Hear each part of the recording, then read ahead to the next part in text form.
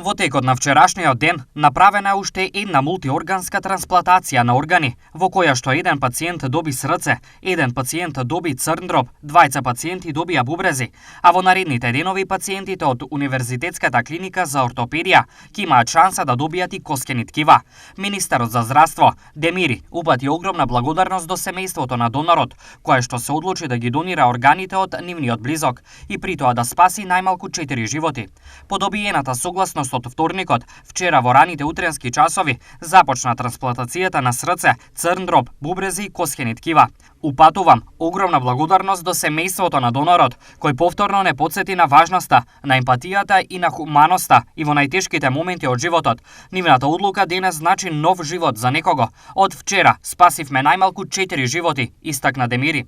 Од 2020 година досега трансплантирани се 11 срца, 4 црни дрова, 38 бубрези и 24 коскени ткива, вкупно 77 органи што значат живот.